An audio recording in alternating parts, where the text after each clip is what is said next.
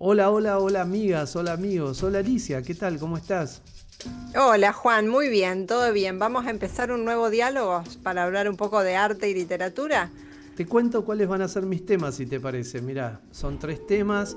El primero, Nunca es tarde, el artista que descubrió su talento a los 88 años. El segundo, Entre la calma y el incendio. ¿Qué nos dicen hoy los paisajes de Turner y de Constable que por primera vez comparten una muestra? Y el tercero, El silencio también es político. Lilia Carrillo regresa al canon, una artista mexicana que regresa al Museo Nacional de Bellas Artes de México. Bueno, una mujer regresando al museo, eso siempre es bueno. Claro. Una artista mujer, ¿no? Te cuento los temas que voy a contarles a nuestra audiencia. Hoy celebramos la vigencia de Jane Austen a 250 años de su nacimiento. Exploramos el universo de sus fans en español con el libro de Juana Libedinsky, Queremos tanto a Jane. También vamos a adelantar algunas nuevas palabras de la versión actualizada del Diccionario de la Lengua Española. Y además nos metemos en la intimidad del canon literario.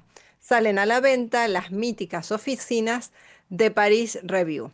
Así que yo empezaría, Juan, empezarías Sí, vos te con tu cuento. noticia, a Sí, ver cómo mira, arrancamos. empecemos con una pregunta, ¿no? ¿Alguna vez acaso nos preguntamos qué se necesita para ser artista?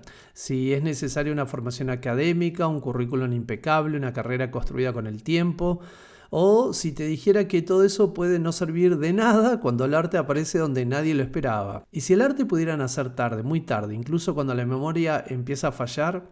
Esta es la historia de Christine Hassel. Tiene 88 años y vive en el norte de Inglaterra. Hace apenas unos meses empezó a dibujar.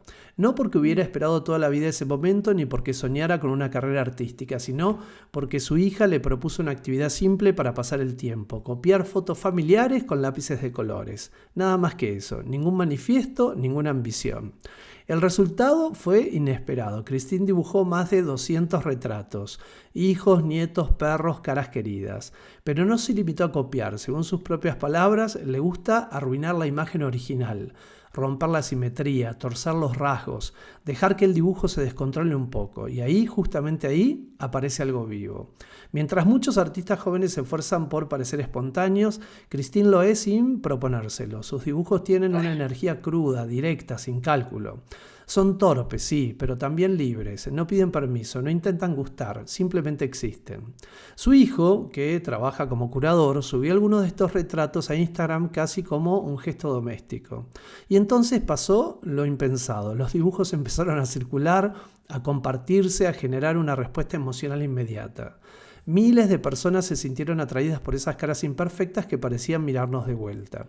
Y acá aparece otra ironía deliciosa. Mientras el mundo del arte discute algoritmos, discute sobre el mercado y discute sobre la relevancia de la cuestión estética, una mujer de 88 años se vuelve viral dibujando en su casa. La historia da un giro más cuando Tracey Emin, una de las artistas más reconocidas del arte contemporáneo británico, celebra públicamente el trabajo de Christine. Emin, famosa por convertir lo íntimo en arte sin filtros, reconoce en esos dibujos algo esencial, una verdad sin maquillaje. Su comentario no suena condescendiente, suena honesto, y en ese gesto queda claro que el arte no se mide por la edad, no se mide por la técnica o el currículum, sino por la intensidad de lo que transmite. Entonces surge la pregunta inevitable: ¿qué pasa cuando el arte llega tarde? ¿Es menos válido, menos importante o es en realidad más No. urgente?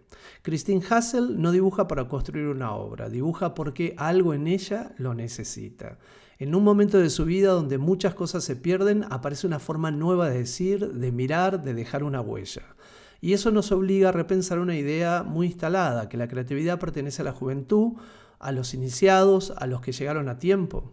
Tal vez el verdadero gesto radical de esta historia sea ese: recordarnos que el arte no responde a calendarios, que la creatividad no es una carrera, sino un impulso, que puede aparecer cuando menos lo esperamos, incluso cuando creemos que ya no hay nada nuevo por empezar.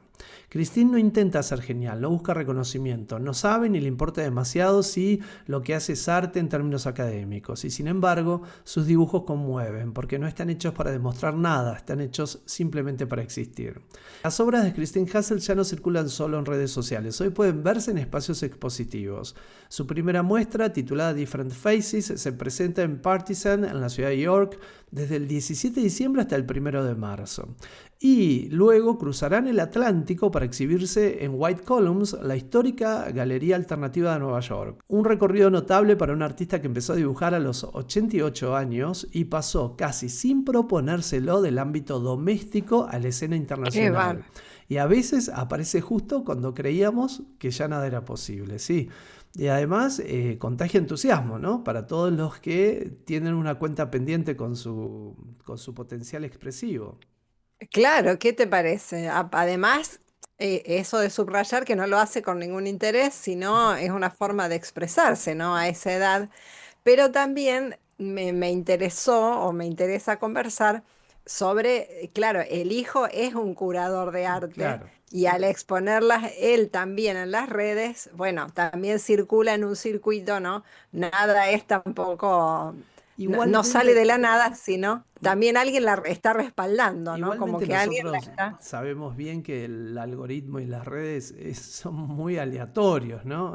Sí, Tienen peso propio al haberse viralizado las imágenes en las redes que, como decís vos, tienen el apoyo del hijo que es un curador y después, bueno, el apoyo de esta artista consagrada claro, inglesa, pero que eso es probablemente lo que la pone en el circuito del arte luego, ¿no? claro, Pero tal nada cual. pudo evitar que se viralicen las imágenes en las redes. No, y además, evidentemente, algo tienen también las imágenes, porque si no, no pasa. Claro, A pesar de todo eso positivo, no sucede, ¿viste? claro, claro. Eh, Muy interesante. Bueno, contame sobre esta mujer y sus 250 años tan significativa, ¿no?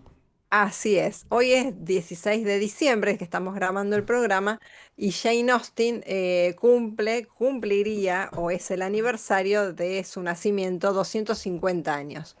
Y la pregunta, ¿por qué nos sigue obsesionando su genio? Esta es una noticia que conformé a partir de varias informaciones de distintas cuentas de las redes sociales. Hoy, como te decía, es una fecha marcada en el calendario de la gran literatura. Un 16 de diciembre, pero de 1775, nacía en Steventon una de las plumas más brillantes y vigentes de la historia, Jane Austen. Austen no solo fue una novelista británica de la época georgiana, fue una observadora implacable. Logró transformar la cotidianeidad, los afectos y las rígidas normas sociales en historias cargadas de una ironía y un humor tan sutil como mordaz. Hoy celebramos su nacimiento y ese legado que nos enseña a leer entre líneas y a confiar, siempre, por supuesto, con un toque de ingenio, en el poder de la inteligencia. Y la recomendación que te vamos a dar hoy sobre Jane Austen es un libro que se llama Queremos tanto a Jane. Para todos los apasionados de Austen que nos ven y leen en español, queremos presentarles una novedad editorial. Queremos tanto a Jane, de la periodista y escritora Juana Libedinsky. Ya hablé otras veces de Juana en nuestro Sí, claro. programa Diálogos y sus columnas son muy interesantes, con una chispa de gracia, son muy buenas. Y este libro es mucho más que un análisis, es una obsesión transformada en literatura.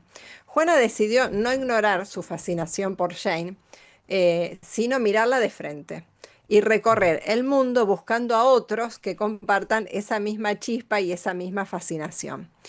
Entonces, ¿qué van a encontrar en las páginas de este libro?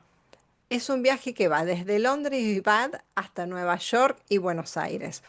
Una exploración de las adaptaciones al cine, a series y ese fanatismo que tienen por el ingenio y la inteligencia de Jane. Es, en definitiva, un libro festivo que conmemora los 250 años del nacimiento de la autora. Y acá va un anuncio que hacemos para nuestros espectadores y para nuestra audiencia de Estados Unidos, que sabemos que tenemos y que leen muchos en español. Contarles que la librería Barco de Papel es la casa oficial de este libro en los Estados Unidos. Si quieren tener en sus manos esta exploración creativa, que es además de lo mejor que se ha escrito en el género del ensayo recientemente en estos temas, presten atención. Hay pocas cantidades de libros y pueden llamar al teléfono 718-565-8283 para pedir su copia, así que apúrense y no se queden sin el libro de Juana Libedinsky. Y además, para cerrar este homenaje con un broche de oro, hay algo verdaderamente especial en escuchar el universo de Austen con acento porteño. Esta semana, la propia Juana nos regala una lectura de su ensayo Si es Jane Austen, termina en boda. Es una pieza honda, inteligente y llena de esa felicidad que solo los grandes libros nos pueden dar. Es un audiolibro y lo pueden buscar en la cuenta de Instagram, es perpetuo.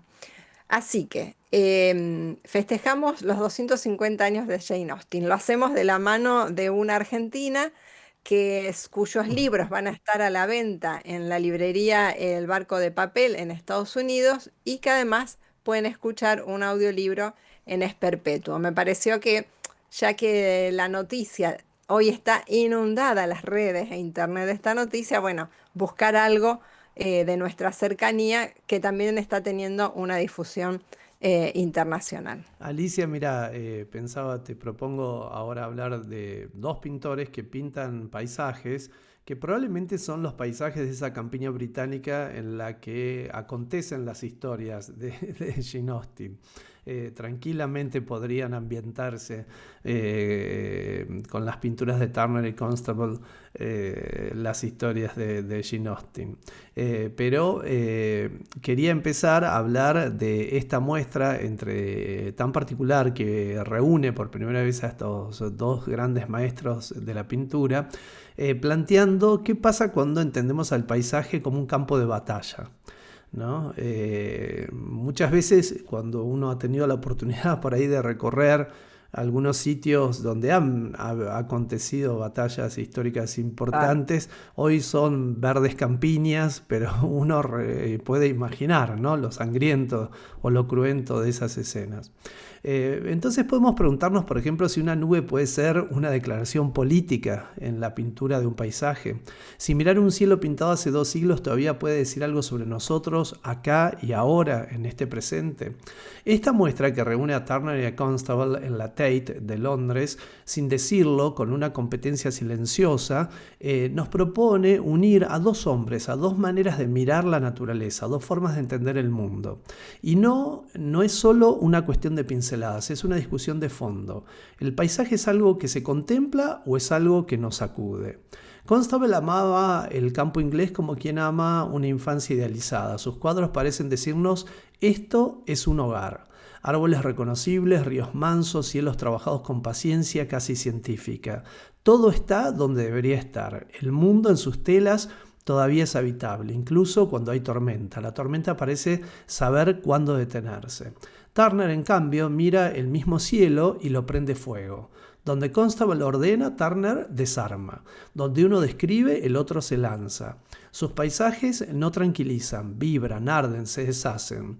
El mar no es fondo, es una amenaza. La luz no ilumina, sino que nos encandila. Y uno empieza a sospechar que Turner no estaba pintando la naturaleza, sino que lo que la naturaleza le hacía a su cuerpo.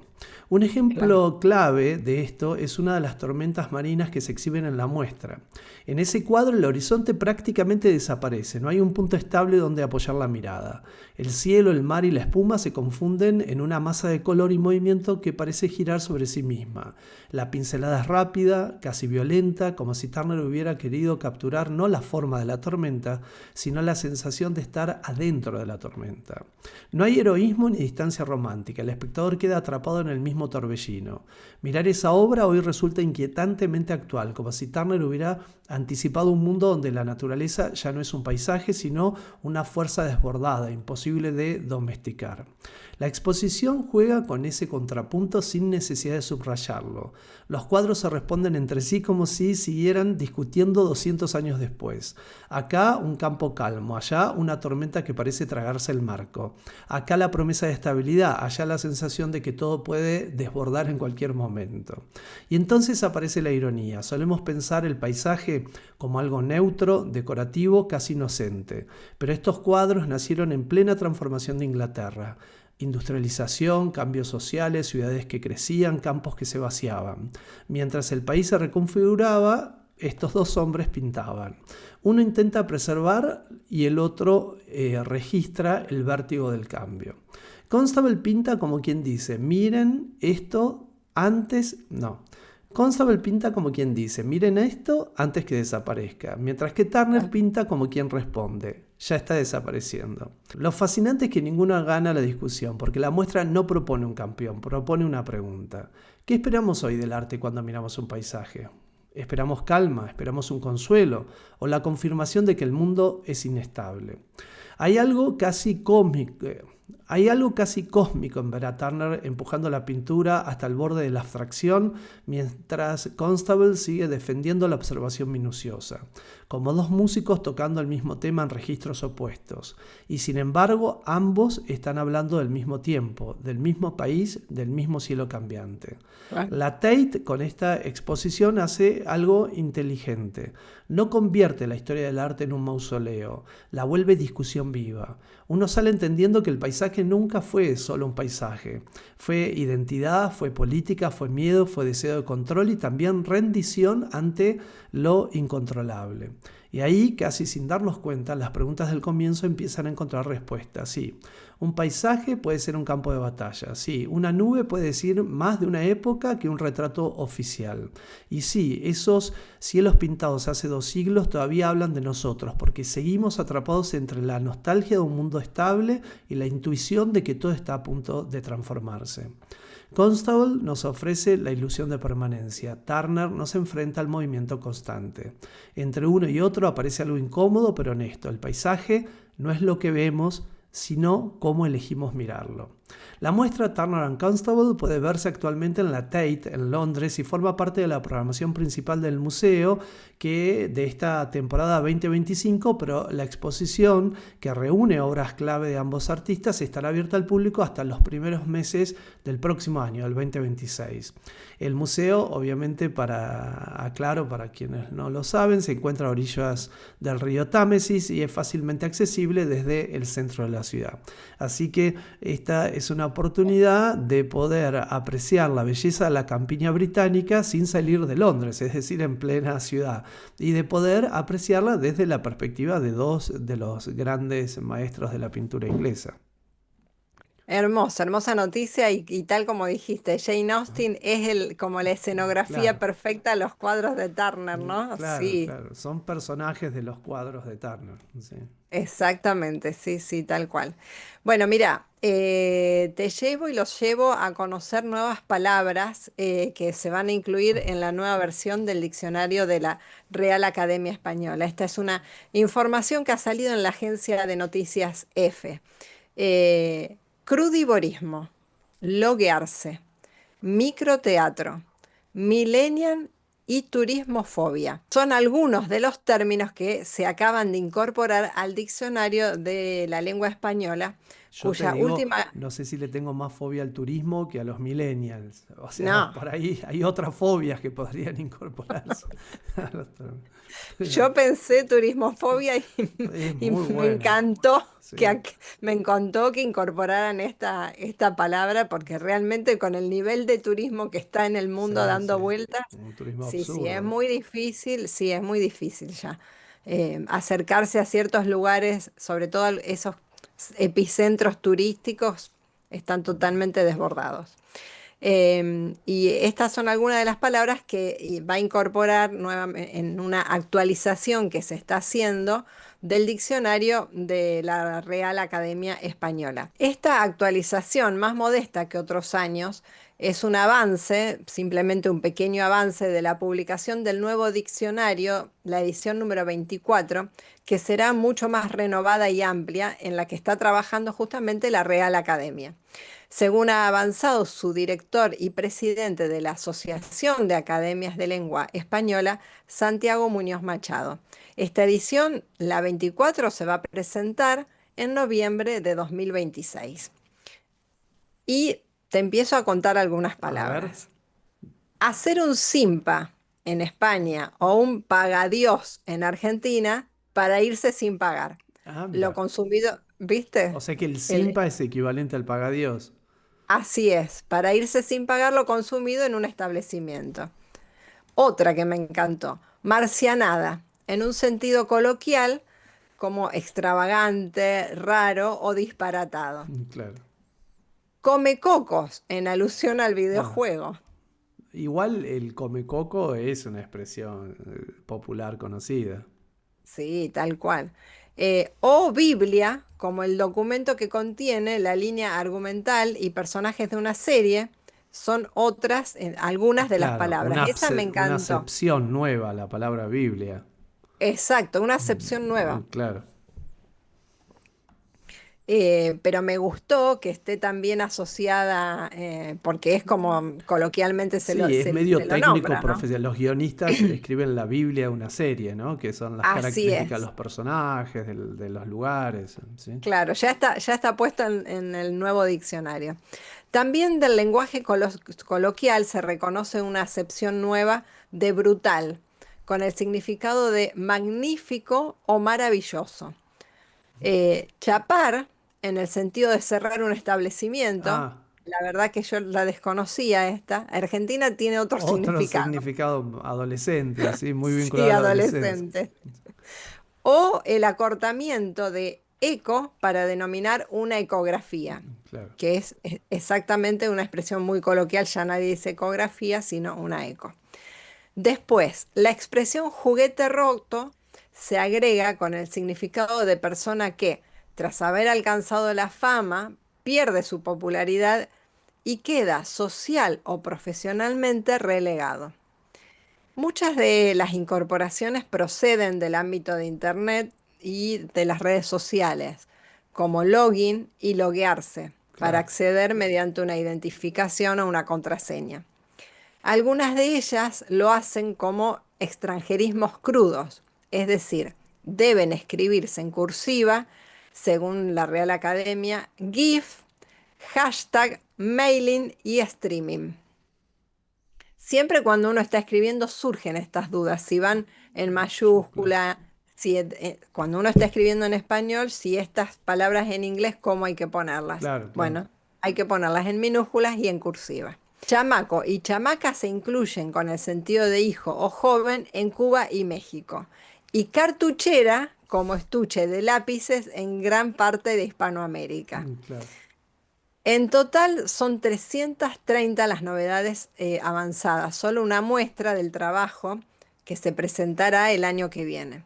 Muñoz Machado ha recordado que el procedimiento para incorporar o revisar un término es lento y exhaustivo. No es un capricho de los académicos, sino que las propuestas se chequean en cuanto a su uso real y se estudian primero en una comisión, tanto en España como en América.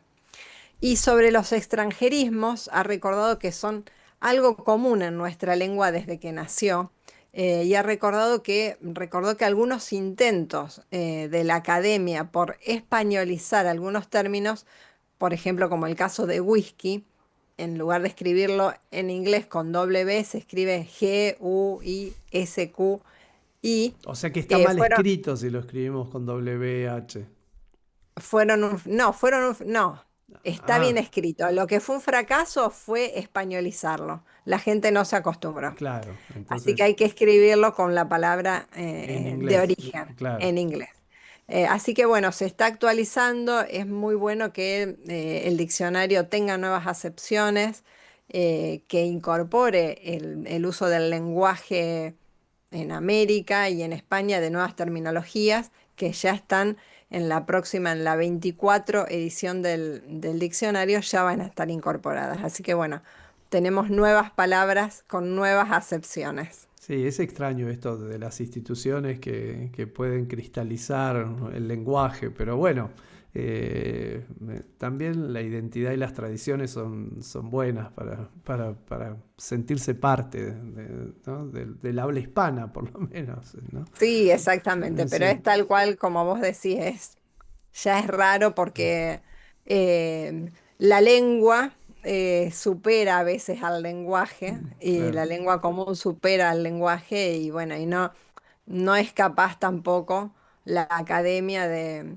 incorporar la cantidad de nuevos términos y nuevas terminologías y sobre todo con la gran variedad que tenemos en el mundo hispanohablante, ¿no? Ni que hablar en Estados Unidos con la inmigración, la cantidad de neologismos que hay y de Claro, claro. Y las palabras, fronteras mezclas. diluidas, claro. Pero también Exactamente, es un trabajo de genealogía, ¿no? Con el totalmente. tiempo podremos saber en esta época cuáles eran los términos que fluían, digamos, ¿no? Y qué palabras se ¿Ves usaban qué más y palabras cuáles usar? surgieron. Claro, claro. Exactamente, Bueno, exactamente. hablando de instituciones que legitiman o no legitiman, eh, te voy a contar la historia de una artista mexicana que parece haberse borrado de la Ah, escena artística en México durante medio siglo, ¿no? qué Y eso bárbaro. nos lleva a preguntarnos si puede una obra seguir hablando aunque el museo haya cerrado la puerta durante 50 años a su creador, ¿no? O su creadora Ujú. en esta instancia. ¿Y qué dice de nosotros, ¿no? ¿Qué dice del sistema del arte, de la historia que contamos? Que recién ahora estemos diciendo, ah, miren, acá había algo importante, ¿no? Que 50 años después estemos Sí. hablando de alguien que en su momento tuvo o que su obra tiene relevancia, ¿no? Con esas preguntas incómodas podríamos empezar este cuento, esta historia, porque la historia de Lilia Carrillo no es solo la de una pintora abstracta mexicana, es también la de una ausencia. Durante décadas su obra estuvo ahí, existiendo, resistiendo en colecciones, talleres y memorias dispersas, mientras el relato oficial del arte moderno seguía su curso como si nada. Y ahora, medio siglo después, Carrillo regresa al Museo del Palacio de Bellas Artes, no como una novedad, sino como lo que siempre fue una figura central, pero que llegó tarde a la foto oficial. Carrillo fue parte de una generación que decidió romper con la figuración dominante, con los relatos nacionalistas cómodos, con la pintura entendida como ilustración. Eligió la abstracción cuando la abstracción todavía despertaba sospechas. Y eligió además una abstracción nada decorativa, tensa, gestual, incómoda. Pinturas que no tranquilizan, que no se explican solas, que no buscan agradar. Tal vez por eso su obra fue durante tanto tiempo difícil de clasificar y fácil de postergar. El regreso al Bellas Artes no es solo una retrospectiva, es una reparación simbólica. Un perdón que no se dice en voz alta, pero se cuelga en las paredes del museo. La muestra permite recorrer distintas etapas de su producción y entender que su trabajo no fue una rareza aislada, sino una exploración sostenida del color, la materia y el gesto como formas de pensamiento. Carrillo no pintaba ideas, pintaba tensiones, y esas tensiones siguen activas en el día de hoy. Entre las piezas que se exhiben hay un óleo de gran formato que resume muchas de estas búsquedas. La superficie está construida a partir de capas superpuestas de tonos terrosos, grises densos y blancos que no iluminan, sino que respiran. No hay figuras, no hay horizonte, no hay un tema reconocible, pero el cuadro insiste. El gesto es visible, casi corporal. Se notan los arrastres del pincel, las zonas donde la pintura se espesa y otras donde parece haberse retirado como si dudara. Es una obra que no se entrega de inmediato, obliga al espectador a aceptar la incertidumbre, a entender que el sentido no está en lo que representa, sino en lo que provoca. La abstracción en Carrillo no es un juego formal, es un campo emocional, un espacio donde nada se cierra del todo y donde el equilibrio siempre es provisorio. El cuadro no busca respuestas, plantea una experiencia. Y entonces aparece la ironía, porque hoy celebramos esa complejidad, esa intensidad, ese riesgo. Pero durante años esa misma cualidad fue la que la mantuvo fuera del circuito. era demasiado abstracta, era demasiado silenciosa, demasiado mujer en un canon que todavía miraba para otro lado. Tal vez un poco de todo. Lo cierto es que su regreso nos obliga a revisar no solo su obra, sino nuestras propias omisiones. Al recorrer la muestra, uno entiende que Carrillo no estaba adelantada a su tiempo, estaba exactamente en su tiempo. El problema fue que el tiempo no estaba listo para mirarla. Y eso dice mucho más de las instituciones que del artista. Porque la historia del arte no es solo lo que se crea, sino lo que se elige mostrar, lo que se elige sostener y lo que se elige recordar. Al final, las preguntas iniciales empiezan a encontrar respuesta. Sí, un artista puede desaparecer sin haberse ido. Sí, una obra puede seguir hablando aunque esté en silencio. Y sí, los museos también pueden equivocarse y de vez en cuando también pueden corregir. La exposición de Lilia Carrillo puede verse entonces en el Museo del Palacio de Bellas Artes en la Ciudad de México. La muestra marca su regreso a este espacio después de 50 años y propone una revisión amplia de su producción.